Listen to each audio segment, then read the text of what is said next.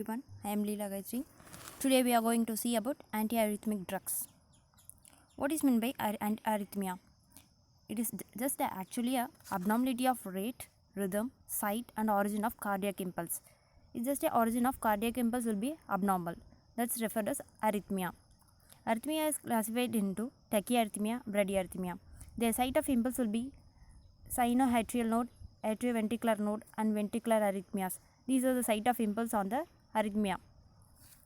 The conduction will be always abnormal according to arrhythmia. So let's go into the chapter about antiarrhythmic drugs. The classification will be 4: sodium channel, beta, potassium channel and calcium channel blockers.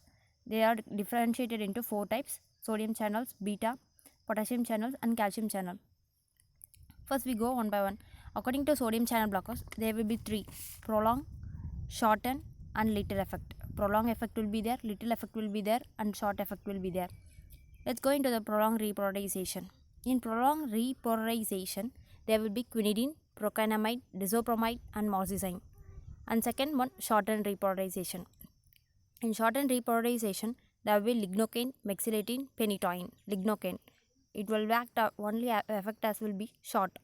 And the third one is little effect. In the little effect, there will be encanide, flecainide, propafenone. These are the class 1, that is the sodium channel blockers. And the second one we go into the beta adrenergic blockers. That actually the beta blockers will reduce the sympathetic tone. It always ends in the propranolol, acebutolol, esmolol. The third one we go into the potassium channel blockers. In potassium channel blockers, it prolongs always the repolarization. This is amiodarone, beryllium and sotalol, dofetilide, ebutylide. These are the potassium channel blockers. And the final one is the calcium channel blockers. In calcium channel blockers, it always prolongs the conduction and also especially in the SA node and the atrioventricular node. The drugs involved will be the verapamil and diltiazem. 4 types: sodium channel blockers, potassium channel, beta adrenergic blockers and the calcium channel blockers. In the sodium channel blockers, there will be 3: prolonged effect, little effect, short effect. And the beta, it always reduces sympathetic tone. It has some kind of drugs. And the potassium channel blockers, it always prolongs repolarization and some amiodarone, beryllium like the drugs. And the final one, calcium channel blockers, it always prolongs the conduction and especially involved in the SA node and UV nodes. It involves 2 types of drugs, verapamil and diltiazem. Let's go into the first one, sodium channel blockers. What is meant by sodium channel blockers? It always blocks the sodium and prevents the inward movement of sodium ions in the channels. There will be 3 state: resting state, open and inactivated state. Resting, open and inactivated state. The 2 types, open and inactivated site, will interfere with depolarization, but the first one, resting, it doesn't involve in the repolarization.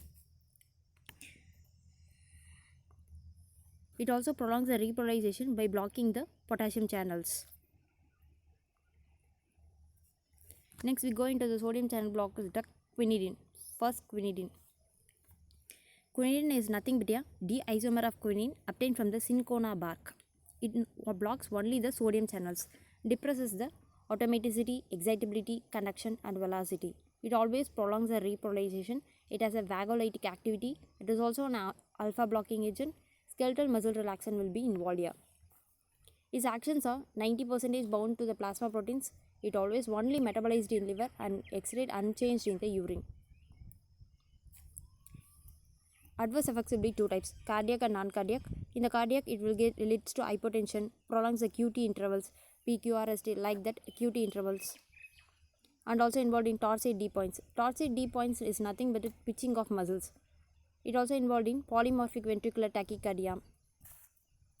And the second one, non-cardiac. Non-cardiac effects will be the diabetes, nausea, vomiting, hypersensitivity reactions and thrombocytopenia, and final one, bone marrow depression. Let's go into the causes of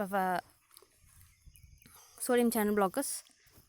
First one, arrhythmia, sinus tachycardia. Cause will be the increased sympathetic tone, fever, thyrotoxicosis. Treatment will given as propranolol. The second one, atrial extrasystoles. Excess caffeine leads to atrial extrasystoles. Treatment will be propranolol or disopramide. The third one, atrial flutter or atrial fibrillation. The cause will be the rheumatic heart disease, cardiomyopathy or hypertension. Treatment will be propranolol, disopramide or digitalis induced arrhythmic drugs. The fourth one, PSVT, parasympathetic ventricular arrhythmias, and the treatment will be beta blockers or verapamil. In ventricular ectopics, normal heart will be benign, and also in cardiomyopathy, ischemia, digitalis induced arrhythmic will be involved. Drugs will be given as beta blockers and lignocaine. And the next one, ventricular tachycardia. The cause of the ventricular tachycardia will be organic heart disease, ventricular dysfunction and drug induced. The treatment will be cardioversion and lignocaine. Sinus bradycardia, treatment will be atropine. Next we go into the second sodium channel blockers, that is the procainamide. It is just a derivative of LA, local anesthetic agents. It has an effective property than quinidine. Actually, quinidine has a weak vagolytic activity so procainamide can be involved. Adverse effects will be nausea, vomiting and lupus syndrome reactions will be involved. Higher dosage of procainamide leads to hypotension, heart block. Next one, disopramide. In disopramide, adverse effects will be dry mouth, blood vision, constipation and urinary retention. Uses will be used in the atrial fibrillation, that is a propranolol or sodium channel blockers can be involved, and also used in atrial flutter to maintain mainly sinus rhythm, and also used in malaria conditions. Next we go into the class 1B drugs. Actually we have seen the class 1A, that is a prolonged repolarization, little effect and short effect. We have finished just prolonged repolarization. Let's go into the little, that is a class 1B drugs. It blocks sodium channel. It only blocks sodium channel and also shortens the repolarization. Lignocaine will be involved. Actually, lignocaine suppresses electrical activity and also involved in the first pass metabolism. The effects will be drowsiness, hypotension, blurred vision, confusion, convulsion. Mainly class 1, that is a class 1B drugs are involved in the treatment of ventricular arrhythmia. The next one is phenytoin. It is also an anti-epileptic, useful in ventricular arrhythmias and also used in digitalis induced arrhythmia. The third one, mexiletine. It is used mainly orally. Adverse effects are tremor, blood vision, nausea. Common effects similar compared to the other drugs, and also used in alternative to lignocaine in ventricular arrhythmia. Next we go into that is a little effect, short effect on the shorter repolarization. Prolonged repolarization, little effect on repolarization, short effect on repolarization. The third one, we go into the class 1C drug, that is the shorter repolarization. It also blocks sodium channels. Because of risk of cardiac arrest and sudden death, it is not most commonly involved. This is used to maintain sinus rhythm and also used in commonly ventricular arrhythmias. Next we go into the class 2, that is the beta adrenergic blockers. Beta adrenergic blockers, it has an antiarrhythmic effect due to the blockage of cardiac receptors. Membrane stabilizing activity will be involved. Next go into the drugs, propranolol, atenolol, metoprolol. They are used in supraventricular arrhythmias, also associated with exercise, emotion and hypothyroidism. These are the effects of propranolol. Next we go into the class 2 drug, that is the esmolol. It is used actually mainly in intravenous infusion to mainly treat arrhythmia, and also during surgery conditions we can use the esmolol. It is just a short acting one. Next we go into the class 3, that is the potassium channel blockers. It also prolongs the action potential duration, only blocks potassium channels. The drugs will be involved are amiodarone. Actually amiodarone is an analog of thyroid. It is a powerful antiarrhythmic drug. It also prolongs and blocks sodium channel and blocks beta receptors. Their adverse effects will be heart block, cardiac failure, hypotension, hypothyroidism, gastrointestinal disturbances and also the hepatotoxicity. The next drug is bretylium. Actually the bretylium is an adrenergic neuronic blockers. Is used most commonly used to block potassium channel blockers, and also adverse effects will be same as the amiodarone. The third one, sotalol. It prolongs the action potential duration. It also prolongs the action potential duration. when it is often preferred when beta blockers is preferred.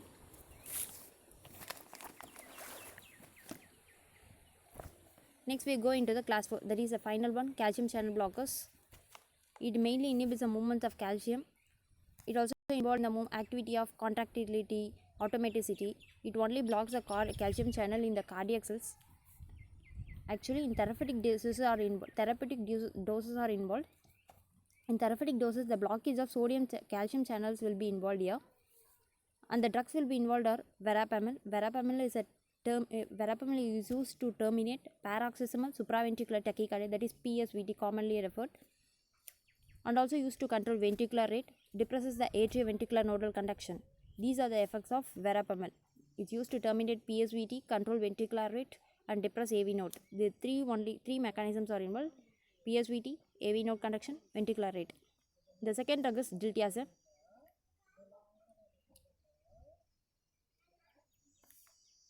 Diltiazem is common comparatively to the potassium calcium channel blockers. And the next one is dofetilide. It is a calcium channel. It also used in calcium channel blockers, prolongs the APD, and used orally in atrial fibrillation condition. The next one is ibutolide. It is used mainly in intravenous infusion, causes torsade D points, that is a twitching of points due to muscular activity. It also mainly, the class 4 drugs also mainly used in atrial fibrillation or atrial flutter.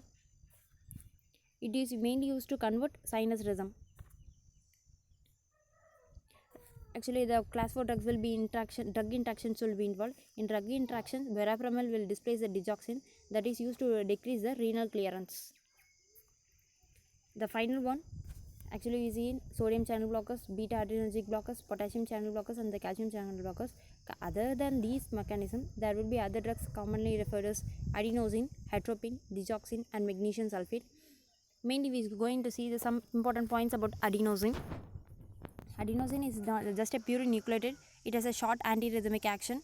And the next one, atropine. It is involved in sinus bradycardia, blocks M3 receptors. The next, digitalis, depresses the atrioventral conduction, blocks heart rate, and also used in atrial fibrillation. The next one is magnesium sulfate. It is used intravenously to treat digitalis induced arrhythmia. The most common adverse effects of these every blockers are torsade D points. Due to the over effect or therapeutic doses, the twitching of points will be involved. So it is used commonly.